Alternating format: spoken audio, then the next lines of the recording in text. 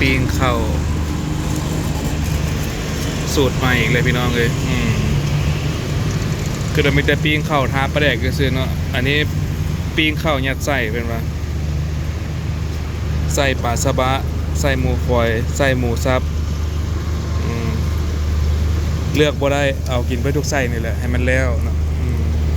ผู้ดีไก่มาตลอดแต่ว่าบ่ค่อยได้แวะเนาะก็เลยมื้อนี้ก็เลยแวะหน่อยนึงพี่น้องเนาะเขตบ้าน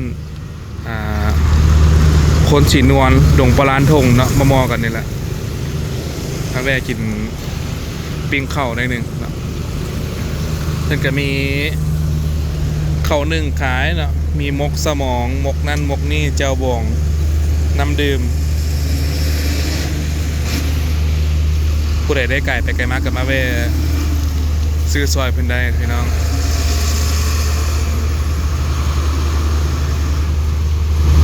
งานอย่างเพิ่นบ่นี่เชิญเข้าร่วมงานดีเด่นมหัศจรรย์แห่งวัน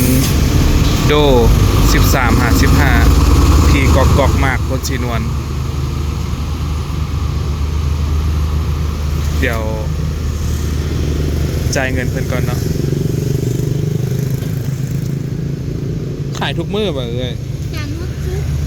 ขายทอดซุกเสาร์อาทิตย์พักเนาะได้กิ่งมีรถซีดพร้อมไหมบ่มีขายวะนี่โอ้ยอยากได้ซีมเนาะทะเลร้านเนาะเปิดปะซ้ำเนาะมีหมูปิ้งมีอย่างก็คงกินแล้วนี่มดเปิดขายจากโมงซะน่ะมาแต่5 โมงเช้าปิดได้บัดนี้ปิด9 โมงครึ่งปิด9 โมงครึ่งเลยพี่น้องมา5 โมงเช้าปิด9 โมงครึ่งเดี๋ยวถ่ายโฆษณาซอยหน่อยนึงมีปิ้งตับนะพี่น้องมีหมูมีปัวนี่ปลาปันวะเนี่ย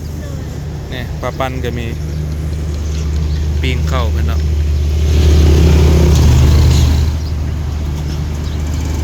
แซ่บๆเลยเข้าเพิ่นกระเหนียวคักนะพี่น้องบ่ได้เป็นเม็ดอันใหญ่ๆแล้วนี่เป็นเม็ดน้อยๆเพิ่นนั่นเพิ่นคั้นเพิ่นเนียงมาแล้วกระเทินได้ถ่ายแต่ถ่ายเตรียมนิดนึงซะเนาะ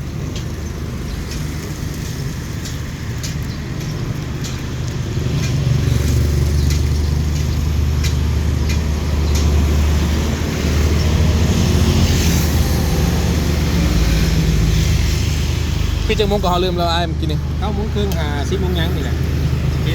เปิด5 โมงเช้าปิด9 โมงครึ่ง10 โมงยังบ่เกินเที่ยงเนาะบ่เกินสวยพี่น้องขาย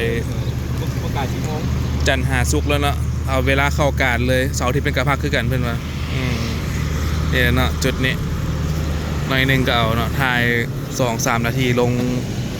คลิปให้พี่น้องได้รับชมเนาะช่วงนี้มงไปการได้พี่น้องเด้อเนาะเพิ่นกำลังเดินทางไปการอยู่เอากินเลยซะเนาะเพราะว่าเดี๋ยวขับรถต่อนี่มันหมูสับได้เนาะเป็นหมูสับท้าปลาแดกนะพี่น้องผู้ใดบ่มักท้าก็บอกเพิ่นผู้ใดมักท้าก็บอกเพิ่นเนาะมักบอกเพิ่นเอาไปส่งได้เด้อครับหมูไก่ส่งมอเด้วัดแอปใช่ปะเนี่ยนี่เนาะรูปไหมเนาะก็ได้ขับงานนอกสถานที่พ่อไม่อยู่พี่น้องเลย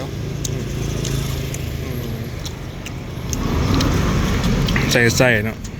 ผ่านคอจิปาเต้คัก